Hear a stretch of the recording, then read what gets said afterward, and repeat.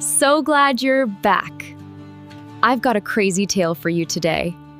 Consider this your final severance, Arthur Sterling said, sliding a single crumpled dollar bill across the polished mahogany table towards Sloane. The bill came to a stop an inch from her hand, looking pathetic against the deep, expensive grain of the wood. Sloane didn't reach for it. She didn't flinch. Instead, she kept her gaze leveled at her father, whose silk robe probably cost more than the car she'd used to drive here at 6 in the morning. The bitter scent of over-roasted espresso hung heavy in the air of the Sterling estate, a sharp contrast to the sterile, metallic smell of the emergency grid centers where Sloane had spent the last 72 hours saving his reputation. "I don't understand," Sloane said, her voice a calm, low vibration. "The Thorne infrastructure project is stabilized. The city's power grid is back online because of the protocols I wrote. Your PR firm is getting all the credit for managing the crisis because I stayed in the server room while you were at the country club." Arthur let out a short, barking laugh that lacked any warmth. He leaned back, adjusting the cuff of his robe. "No, Sloane. Sterling PR got the credit because I am the face of this family. You're just a girl who likes to play with wires. I've decided that Genevieve needs your office. She's launching a lifestyle brand, and your tech cave has the best natural light for her live streams." At the far end of the table, Genevieve Sterling didn't even look up from her phone. She was busy admiring her reflection in the screen, twisting a lock of perfectly highlighted hair. "It's about branding, Sloane," she chimed in, her voice dripping with a saccharine condescension that made Sloane's skin crawl. "Dad's right. Nobody wants to see a Sterling girl covered in grease and smelling like a data center. It's bad for the family image. Besides, I already promised my followers a tour of the new studio tomorrow." Sloane felt a familiar heat rising in her chest, but she didn't let it reach her face. She had spent years being the sleeping lion of this family, the one who did the heavy lifting while they basked in the glow of her brilliance. She looked at the dollar bill again. It was a calculated insult, a public declaration of her worth in their eyes. Near the foyer, a man in a dark navy mechanic's jumpsuit was working on the smart home hub. Caleb Thorne didn't look like a billionaire CEO. With a smudge of grease on his jaw and a tool belt slung low on his hips, he looked exactly like what he was pretending to be, a high-end contractor. But Sloane saw the way his hand stilled on his wrench when Arthur spoke. She saw the flash of steel in his eyes that had nothing to do with the tools he held. He was watching. He was recording every word of this humiliation in his mind. "You're firing your lead coordinator," Sloane stated, her fingers twitching toward the phone in her pocket. "The grid is still fragile, Arthur. If the secondary surge hits, your PR statements won't keep the lights on." "The grid is fine because I said it's fine," Arthur snapped, his face reddening. He stood up, towering over the table in a display of performative dominance. "You've become arrogant, Sloane. You think because you understand a few lines of code, you're indispensable. You're not. You're a Sterling by blood, but you're a failure by choice. Pack your things from the guest house. You have until noon. Genevieve's decorators are arriving at 1. The silence that followed was heavy, punctuated only by the rhythmic ticking of a grandfather clock in the hallway. Sloane stood up slowly. Her legs felt heavy, but her mind was suddenly, terrifyingly clear. She reached out and finally picked up the dollar bill. She folded it neatly twice and tucked it into the pocket of her faded utility jacket. "Noon," she repeated. "And leave the laptop," Genevieve added, finally looking up with a smirk. "Dad said the company owns the hardware. I need it for my editing software." Sloane looked at her sister, then back at her father. They had no idea. They truly believed that the power lived in the mahogany, the silk, and the name. They didn't realize that the power lived in the person who knew how to turn it off. She turned on her heel and walked toward the exit. As she passed the foyer, she didn't stop, but her shoulder brushed against Caleb's. It was a fleeting contact, but she felt the steadying strength in him. "The light fixture is almost fixed, Miss Sterling," Caleb said, his voice a rough, simulated growl that hid his true identity perfectly. "Don't bother, Caleb," she whispered, low enough that only he could hear. "They're about to be in the dark anyway." She She stepped out onto the gravel driveway, the morning air hitting her face like a cold slap. She pulled her phone from her pocket. Her thumb hovered over a red icon labeled Protocol 0. It was the kill switch for the very system she had just built, the one Arthur had claimed as his own. He wanted a lifestyle brand. He wanted a studio with natural light. He wanted to treat her like a servant in her own house. Sloane climbed into her battered truck and looked at the grand Sterling mansion in the rearview mirror. Her heart was hammering a frantic rhythm against her ribs, but her hand was steady as she put the truck in gear. She wasn't just leaving. She was initiating a countdown. Arthur Sterling thought he had just exiled a nuisance. He didn't realize he had just evicted the only person keeping his empire from collapsing. Sloane tapped a command on her screen, and a single line of text appeared. System access. Revoked. She drove away as the first flicker of the streetlights began to fail. 3 days. That was how long the backup batteries would last without her manual override. 3 days until the Sterling name meant absolutely nothing in a city without power. The next morning, the air in the industrial district was thick with the scent of burnt coffee and diesel exhaust. Sloane Sterling sat on a rusted folding chair inside the cavernous garage, her eyes fixed on the tablet glowing in her lap. The screen displayed a complex web of cascading failures, a digital ghost of the empire she had built, and then abandoned. Caleb Thorne was buried waist-deep under the hood of her battered truck, his hands covered in a dark sheen of synthetic oil. To any casual observer, he was just another mechanic struggling to make rent in a part of the city the Sterlings usually ignored. But as he straightened up, wiping his hands on a rag, the sharp intelligence in his gaze betrayed the grease on his coveralls. He glanced at the tablet, then at her. "The backup batteries are holding," Caleb said, his voice a low rumble that cut through the hum of a nearby generator. "But the cooling system is already struggling without your manual override. You really did it, didn't you?" Sloane didn't look up, her fingers dancing across the glass. "I didn't do anything but stop being the glue. If a building collapses because you remove the only person holding up the roof, you don't blame the person. You blame the architect who forgot to build walls." A small, grease-streaked television mounted in the corner of the shop crackled to life, drawing their attention. The morning news was live, and the screen was filled with the polished, arrogant face of Arthur Sterling. He was standing in front of the city's central power hub, flanked by a dozen reporters and city officials. He looked every bit the visionary mogul, his charcoal suit catching the morning sun. "The Sterling grid is a testament to my personal vision," Arthur said, his voice smooth and practiced for the cameras. "I spent years perfecting this algorithm to ensure our city never sees a blackout again. It is a shame that's certain. Disgruntled former employees tried to sabotage the launch, but we have moved past that. The future is Sterling." Sloane felt a cold knot tighten in her stomach. He wasn't just taking the credit. He was preemptively painting her as a criminal to cover his own theft.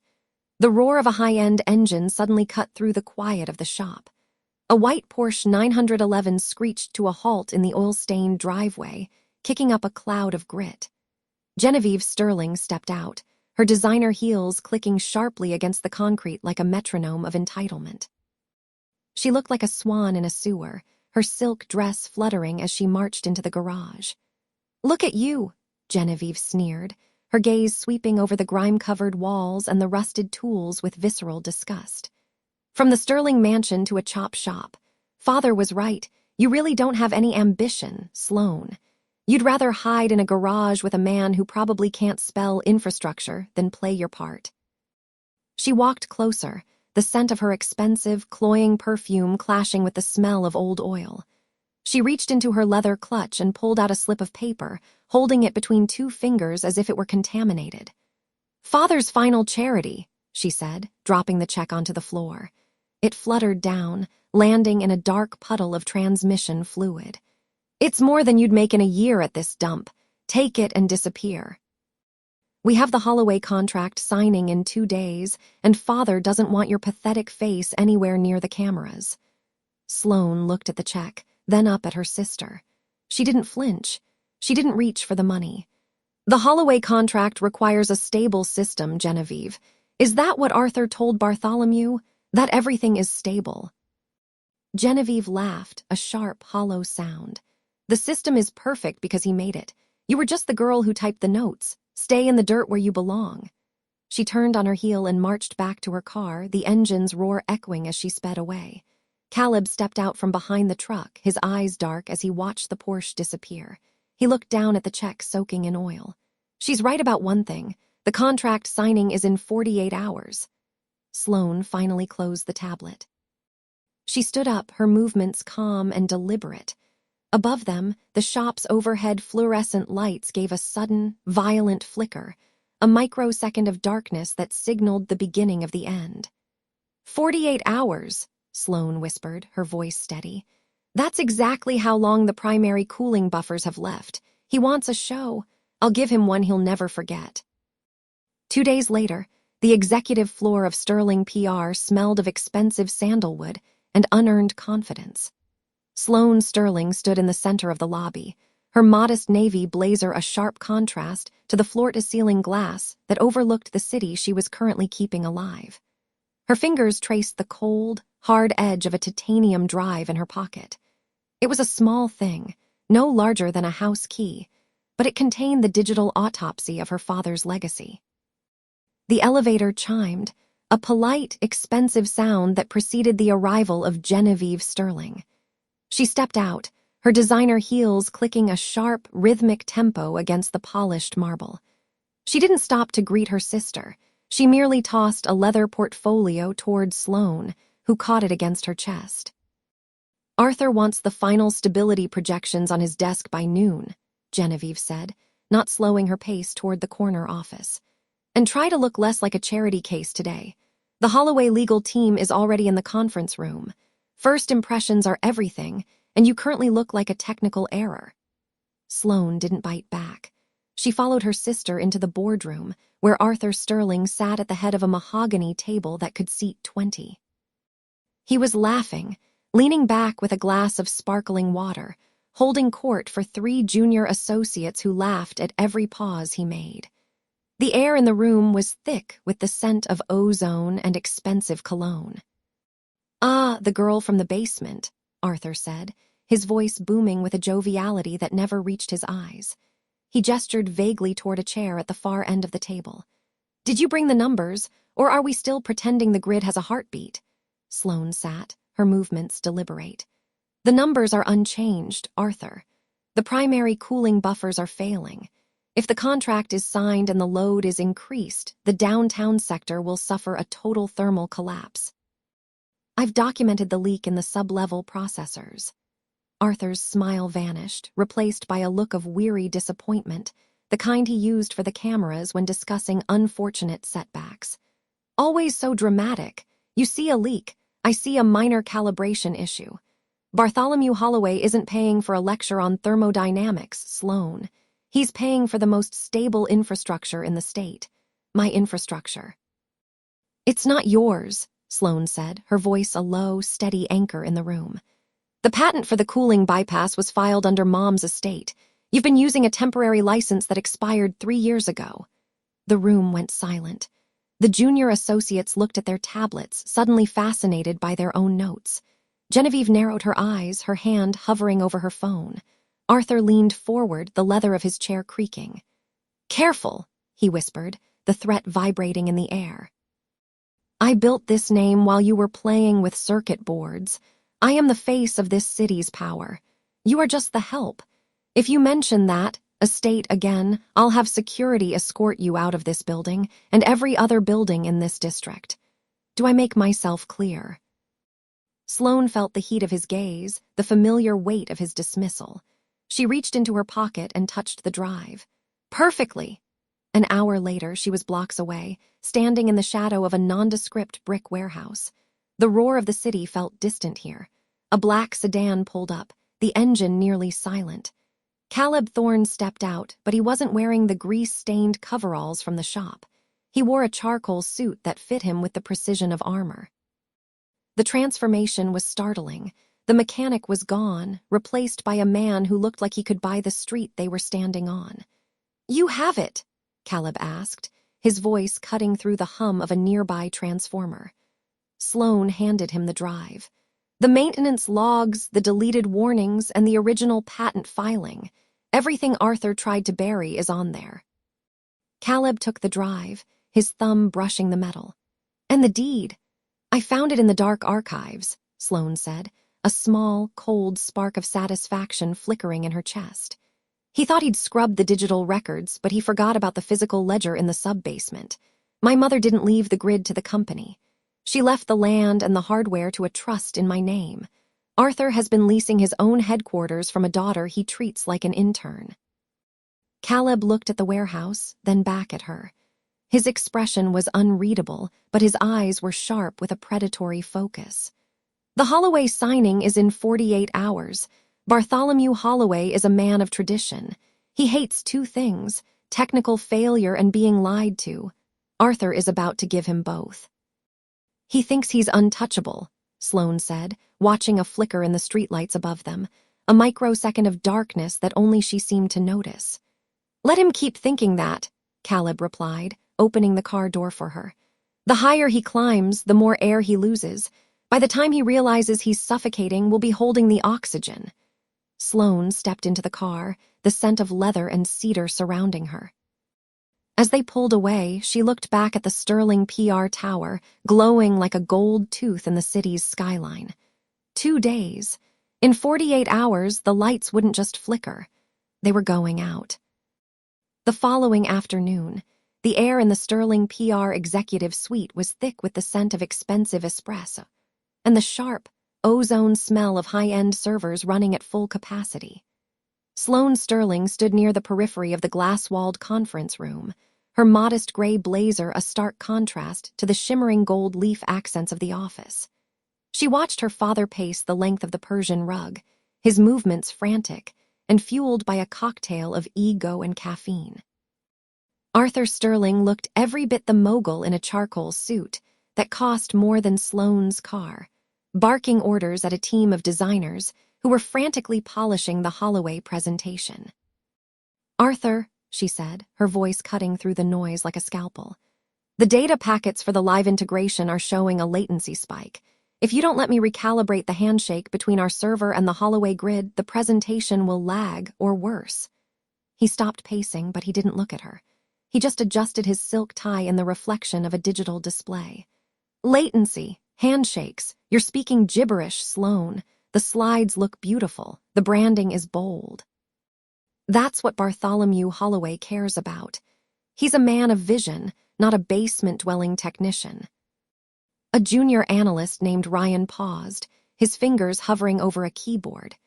He glanced at Sloane, then at the flickering red warning light on the secondary monitor that only she seemed to notice. He saw the way she stood, shoulders back, chin level, her expression as unreadable as a frozen lake. For a second, he looked like he was going to support her, his mouth opening to mention the fluctuating power draw. Then Arthur turned his predatory gaze toward the boy, and Ryan immediately dropped his head, staring intensely at a blank spreadsheet. And for heaven's sake, Arthur added, finally turning to sneer at her, do something about your hair before tomorrow. You look like a disgruntled librarian. Bartholomew values tradition and excellence. Try not to remind him that I have a daughter who's content with mediocrity. Genevieve Sterling sat in a plush velvet armchair nearby, delicately sipping sparkling water. She didn't look up from her tablet, but her voice was a sharp needle. She can't help it, Dad. Some people are born to lead, and others are born to provide technical support. Just make sure the slides move when he clicks the button, Sloane. Don't embarrass us more than you already have. Sloane felt the familiar, cold burn of indignation, but she didn't let it reach her face.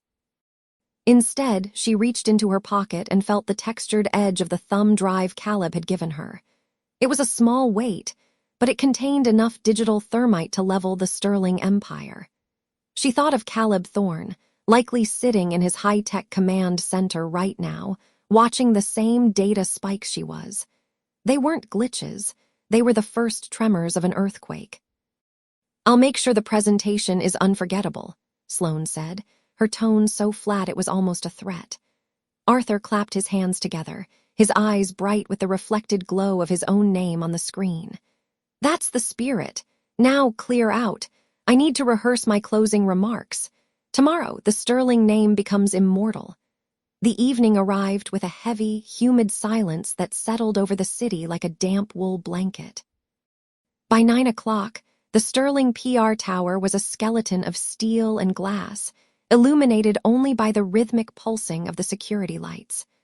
Sloane sat alone in the server room, the floor vibrating slightly beneath her feet. The hum of the cooling fans was the only sound in the cavernous space.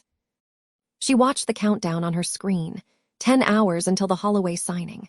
On her desk sat a single garment bag containing a dress she hadn't shown anyone, a deep midnight blue silk that felt like armor. She checked the connection one last time. The technical failure her father had dismissed was now a precision-timed detonation. She stood up, the shadows of the server rack stretching out like long, dark fingers across the floor. Tomorrow wouldn't just be a signing. It would be an execution. She reached out and tapped the monitor, the screen going black. The warning had been given. The arrogance had been documented. Now all that was left was the fall. The evening of the Holloway Gala arrived with a suffocating sense of grandeur. The Sterling PR team had transformed the glass-walled pavilion into a cathedral of ego, illuminated by thousands of fairy lights that shimmered like captive stars against the black silk of the night. Sloane stood at the edge of the terrace, the midnight blue silk of her dress cool against her skin. It was heavier than it looked, a weighted armor that anchored her, while the rest of the world seemed to float on bubbles of champagne and vanity. The air was thick with the scent of expensive gardenias and the sharp, metallic tang of cold gin. Below her, the elite of the city moved in a choreographed dance of status, their laughter clinking like the fine crystal flutes they held. She took a breath, feeling the steady thrum of the hidden remote in her small clutch. The technical failure her father had dismissed was no longer a glitch. It was a dormant predator, waiting for her command. "There you are!" The voice was like a splash of ice water.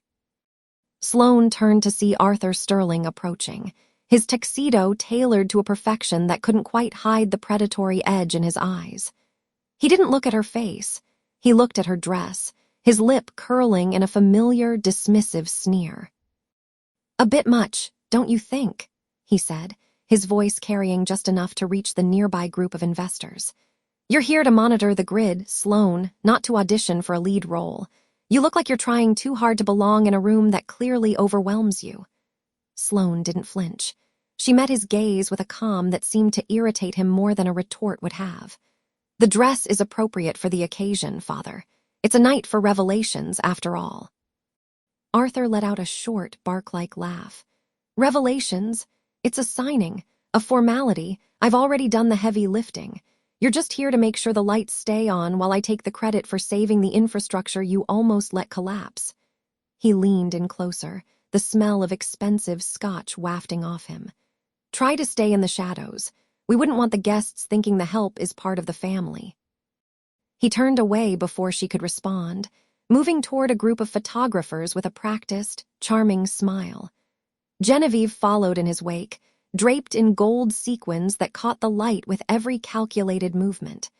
She paused beside Sloane, her eyes scanning her sister with a pitying shimmer. "He's right, you know," Genevieve whispered, adjusting a diamond earring. "The blue is striking, but it's a bit desperate. You've always had a problem with boundaries, Sloane. Just because you did the math doesn't mean you're invited to the party." She patted Sloane's arm, a gesture that felt like a brand. "Try not to look so miserable. It ruins the aesthetic." Sloane watched them walk away, her fingers tightening around the clutch. She felt the secret weight of the evidence she'd secured, the digital keys that would soon unlock a reality her father wasn't prepared for. She wasn't miserable. She was focused. A movement near the entrance caught her eye. The crowd seemed to part instinctively, a ripple of hushed whispers following a man who looked entirely out of place yet completely in control. Caleb Thorne had traded his grease-stained overalls for a charcoal tuxedo that fit him with the effortless grace of old money. He didn't look like a mechanic anymore. He looked like the man who owned the world. Their eyes met across the crowded room.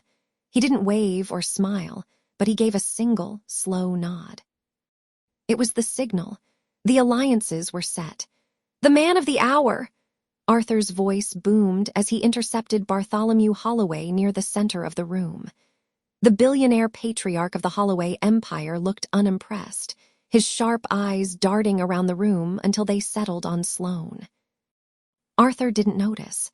He was too busy gesturing toward the massive digital display at the front of the pavilion. "Bartholomew, I've personally overseen every line of code for this integration. My team worked through the night under my direct supervision to ensure that the Sterling name remains synonymous with reliability. The grid is more stable than it's been in a decade, thanks to my personal intervention." Bartholomew tilted his head, his expression unreadable. "Your personal intervention, Arthur? I was under the impression your daughter was the architect of the emergency grid." Arthur waved a dismissive hand, a casual gesture that erased years of Sloane's life in a single second. "Sloane provides the raw data, of course, but she lacks the strategic vision to implement it. She's a technician. I'm the one who makes it work for the real world." Sloane felt a surge of cold fire in her chest.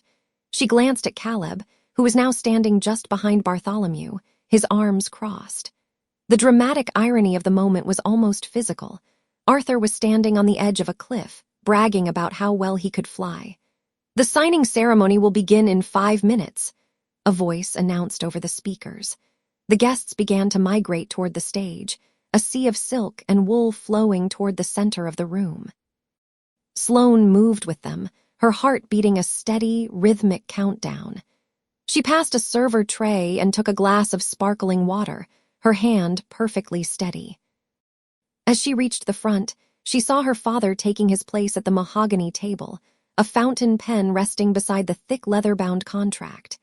He looked triumphant, the apex of his arrogance shimmering under the spotlights. He caught her eye and winked, a cruel, mocking gesture that said, "Watch how it's done." Sloane didn't look away. She reached into her clutch and tapped the screen of her phone, her thumb hovering over the final command. The server room she had left in the dark was now alive, a digital storm gathering speed. "Ladies and gentlemen," Arthur began, leaning into the microphone with a predatory grin. "Tonight, we don't just sign a contract, we sign a legacy." Sloane felt the vibration in her palm. The countdown reached 0. She looked at Bartholomew, then at the massive screen behind her father, and finally at the man who thought he had already won. The stage was set, the witnesses were in place, and the lion was no longer sleeping. She pressed the button. The high-definition display behind the podium didn't just flicker, it transformed. The glossy promotional video of Arthur Sterling's latest infrastructure project vanished, replaced by a stark, scrolling log of raw data. It was a digital autopsy of a lie. Thousands of lines of code, each time-stamped and encrypted with Sloane Sterling's personal signature, began to fill the 60-foot screen. The room, which had been buzzing with the expectant energy of a multi-billion-dollar deal, plummeted into a silence so absolute it felt physical. Arthur Sterling didn't notice at first. He was still leaning into the microphone, his chest puffed out, a shark-like grin fixed on the photographers. "And so, with this signature, we cement the Sterling legacy," he declared, his voice booming through the speakers. He reached for the gold-plated pen, but the expected applause never came. Instead, a collective, sharp intake of breath rippled through the ballroom. Genevieve Sterling was the first to move. Standing in the front row, her hand flew to her throat, her designer clutch slipping from her fingers and hitting the marble floor with a muffled thud. She stared at the screen, her face pale under the harsh gala lights. She knew that code. She had seen it on Sloane's monitors for years, the work she had helped her father dismiss as clerical support. Arthur finally turned. The flush of victory didn't just fade from his features, it curdled. His skin turned a sickly, translucent gray, the color of old ash. His jaw, once set in a line of practiced authority, hung slack, revealing the frantic pulse jumping in his throat. His eyes, usually sharp with calculated malice, darted toward the screen, widening until the whites were visible all around the pupils. He looked like a man watching his own execution in high definition. The pen in his hand trembled, then snapped, a blot of dark ink blooming across his white cuff like a fresh wound. "What is this?" Bartholomew Holloway's voice cut through the silence like a blade. The patriarch of the Holloway Empire stood from his seat at the center table, his eyes narrowed as he studied the scrolling data. He wasn't looking at the PR fluff anymore, he was looking at the truth. "Arthur, that's the internal architecture for the national grid, and it's dated 3 years ago, under a private encryption key." It's a glitch," Arthur stammered, his voice cracking, losing its polished resonance. He stepped toward the screen as if he could physically block the view. "A technical error. Sloane, fix this." He turned his head, searching for her in the shadows. He expected to see her cowering or perhaps frantic with a feigned apology. Instead, he found her standing perfectly still at the edge of the stage. The scent of expensive lilies from the floral arrangements seemed to sharpen in the sudden chill of the room. Sloane didn't look like the quiet, overlooked daughter anymore. She looked like the architect of his ruin. "It's not a glitch, Arthur Sterling," she said. Her voice wasn't loud, but into the silence of the ballroom, it carried with the weight of a gavel. She stepped into the light, her modest dress a stark contrast to the shimmering silk Genevieve wore. "That data is the heartbeat of the system you just claimed to have built. Every line of it was written by me while you were out at lunch meetings and golf courses, telling the world I was just your assistant." A murmur erupted from the back of the room. Julian Holloway leaned forward, whispering something to his father, his expression one of pure, cold fascination. The witnesses weren't just onlookers anymore, they were a jury. Arthur lunged toward her, his face contorting into a mask of desperate rage. "You ungrateful little—" "Careful, Arthur," a new voice interrupted. Caleb Thorne stepped out from behind the heavy velvet curtains, no longer wearing the grease-stained coveralls of a mechanic. He wore a suit that cost more than Arthur's entire wardrobe, his presence radiating a quiet, lethal authority. He stood beside Sloane, his hand not touching her, but his shadow covering her. "There are 3 federal regulators in this room. I'd watch your next words very carefully." Arthur froze. He looked from Caleb to the screen, then to Bartholomew Holloway, who was now looking at Sloane with a deep, respectful curiosity. The power in the room had shifted so violently it felt like the floor had tilted. Arthur was no longer the mogul. He was a fraud caught in the act. Sloane Sterling walked to the podium. She didn't look at the crowd. She looked directly at the man who had spent a lifetime stealing her light. She reached out and calmly took the gold-plated pen from his shaking fingers. "You said tonight was about legacy," she said, her voice like ice. "You were right, but it's not yours." She turned and walked away, the steady clack of her heels the only sound in the cavernous room. Behind her, the screen began to play a recorded audio file, Arthur's own voice, clear and arrogant, discussing how he would handle his daughter's interference once the contract was signed. Sloane didn't stay to watch him crumble. She had already seen enough. As she reached the exit, she felt the cool night air hit her face, leaving the suffocating smell of Arthur's perfume and lies behind her. The lion wasn't just awake, it had finished the hunt. Sloane stood on the edge of the terrace, the cool night air rushing over her skin, carrying away the suffocating scent of lilies and expensive perfume. Behind her, the gala had transformed from a celebration of legacy into a graveyard of reputation. The audio recording had stopped playing, but the silence it left in its wake was far more devastating than the recording itself. It was the silence of a vacuum, sucking the air out of the room. Arthur stumbled through the French doors a moment later, his tuxedo jacket unbuttoned and his bow tie hanging limp around his neck. The man who had spent 40 years crafting an image of untouchable brilliance looked like a hollowed-out shell. Arthur's face was a study in tectonic collapse. The skin beneath his eyes sagged into deep, dark hollows, and the vibrant, healthy tan he'd cultivated in the Hamptons turned a sickly, translucent gray.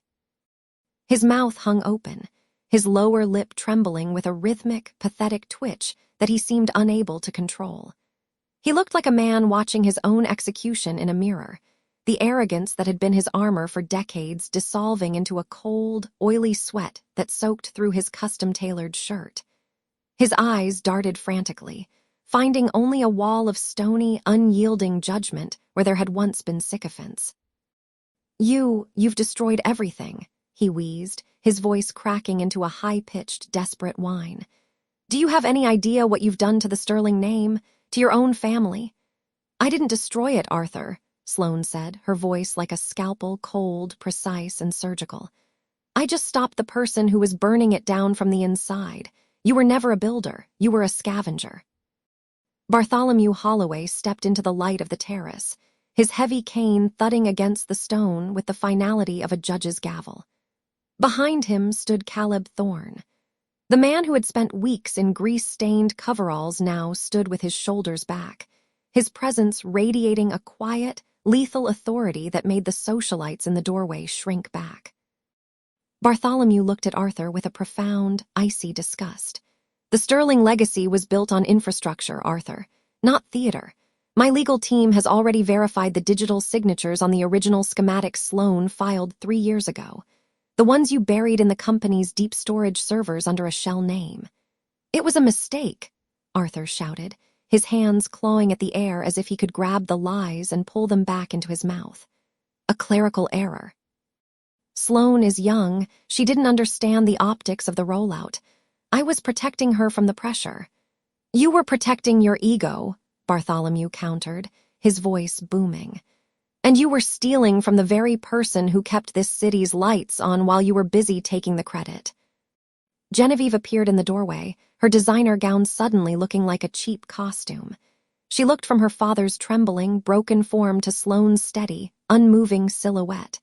The calculation in her eyes was visible, a frantic shifting of allegiances. She stepped forward, her face contorting into a mask of sisterly concern. "Sloane, honey," Genevieve said, her voice trembling with forced emotion. "I had no idea he was going this far. You have to believe me. I was just trying to keep the family together. We can fix this.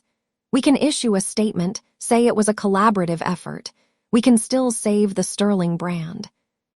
Sloane didn't even turn to look at her. She kept her gaze fixed on the city lights below. "You didn't care about the brand, Genevieve. You cared about the invitations. You knew he was stealing my work the moment you saw the first draft on my desk 3 years ago. You didn't say a word because a billionaire father was more useful to you than a sister in the shadows." The shift in the room was absolute. Julian Holloway stood near the bar, his champagne glass frozen halfway to his lips, his expression one of clinical fascination. Beside him, 2 senior partners from the firm were already turning their backs, their body language a clear signal of excommunication. The socialite who had spent the evening mocking Sloane's modest attire now looked as if she wanted to melt into the floorboards. "Board has already held an emergency session in the hallway," Bartholomew said, his voice echoing off the stone balustrade. "By unanimous vote, effective immediately, Arthur Sterling is removed as CEO and chairman of Sterling PR and Infrastructure. The accounts are frozen pending a full forensic audit. Security is waiting downstairs to escort you from the premises." Arthur's knees buckled. He grabbed the edge of a stone planter, his knuckles white and trembling. "You can't do this. I built this. I am the face of this city. You were a mask," Caleb spoke up, his voice low and resonant, "and the mask just fell off." 2 security guards, men Arthur had hired for their discretion and size, stepped forward. They didn't ask for permission. They took Arthur by the arms, their grip firm and indifferent. The man who had spent a lifetime demanding respect was now being hauled toward the service elevator like a common trespasser. He didn't fight. He couldn't. He just stared at Sloane, his mouth hanging open in a silent, hollow cry of realization. He had lost the one thing he valued more than his daughter, his image. Sloane watched him go. She felt no surge of joy, only a profound sense of lightness, as if a lead weight had finally been unhooked from her heart. The smell of the expensive lilies from the ballroom drifted out, but it no longer felt suffocating. It felt like the smell of a funeral for a man who had never really existed. Bartholomew turned to her, a rare, genuine smile touching his lips. "There's a lot of work to be done, Sloane. The industry is going to have questions. They'll want to know who really keeps the lights on." "I'm ready," she said, her voice steady and clear. Caleb moved to her side, his hand brushing hers. It was a small gesture, but it felt like an anchor. "The hunt is over," he murmured. "No," Sloane said, looking out at the sprawling city she had spent her life protecting in the shadows. "The hunt was just the beginning. Now I build." She turned her back on the gala, on Genevieve's pleading eyes, and on the ghost of the father who had never been more than a thief in a suit. As she walked toward the exit, the sound of her heels on the marble wasn't a frantic escape. It was a steady, rhythmic march toward a future she finally owned. Behind her, Arthur stood alone in the service corridor, the doors closing on the man who had traded his soul for a legacy that no longer belonged to him. 6 months had passed since the night the lights went out on Arthur Sterling's empire. The transition hadn't been a quiet one. The industry had feasted on the carcass of Sterling PR for weeks after the Holloway Gala. Now, the dust had settled into a new, permanent reality. Sloane Sterling sat in her office on the top floor of the newly christened Thorne Sterling Infrastructure Hub. The room smelled of fresh rain from the open balcony and the rich, grounding scent of dark espresso. On her desk lay a single, heavy gold-plated fountain pen, a gift from Bartholomew Holloway. It was a tool for a woman who no longer worked in the shadows. "The final audit is in," Caleb Thorne said, leaning against the doorframe. He had traded his grease-stained coveralls for a tailored charcoal suit, though he still wore the same crooked, genuine smile. He walked over and dropped a folder onto her desk. "The Sterling name is officially removed from the downtown plaza. It's just the grid now." Sloane traced the edge of the folder. "And the man behind the name?" "Living the life he earned," Caleb replied, his voice dropping to a low, satisfied hum. 3 miles away, in a cramped 2-room walk-up that smelled of stale cigarettes and damp linoleum, Arthur Sterling sat at a plastic folding table.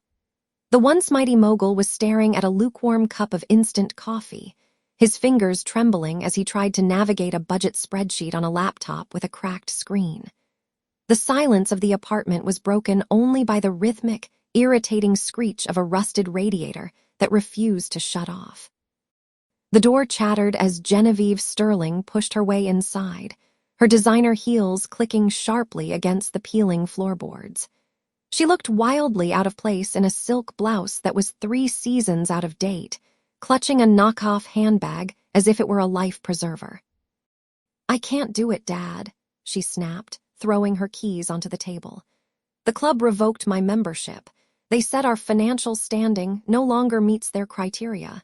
Do you have any idea how humiliating it is to be turned away by a teenager at a front desk?" Arthur didn't look up. "We still have the legacy, Genevieve. I just need one break, one person to remember what I did for this city."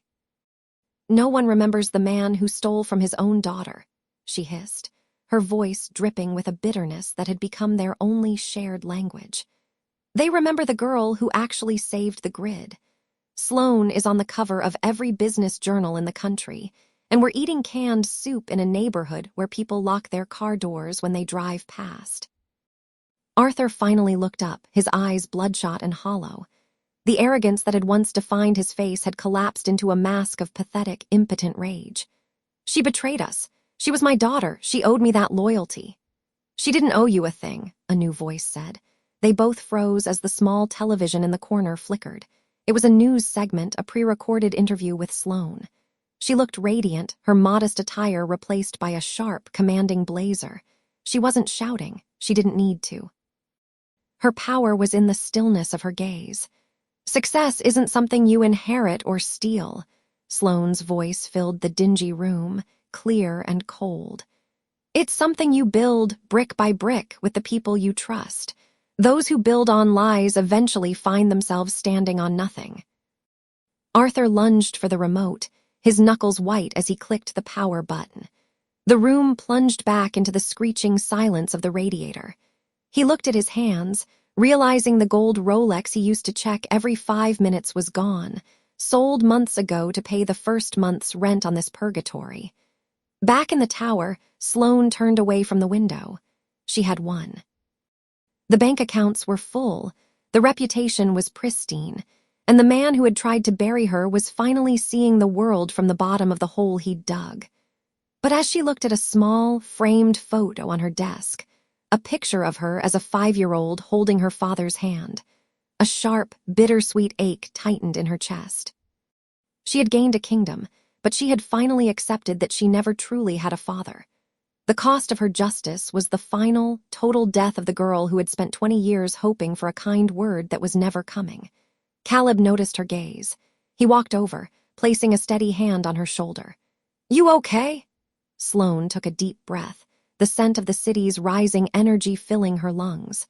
She reached out and turned the photograph face down on the mahogany surface. "I'm better than okay," she said, her voice a steady, rhythmic march of confidence. "I'm free." Below them, the city lights flickered once, then surged with a brilliant, unbreakable golden glow. Sloane Sterling watched the grid pulse, a living map of her own design, while miles away in a dark apartment, Arthur Sterling sat in the shadows because he had forgotten to pay the utility bill. The hunt was over, and the lion was finally at rest.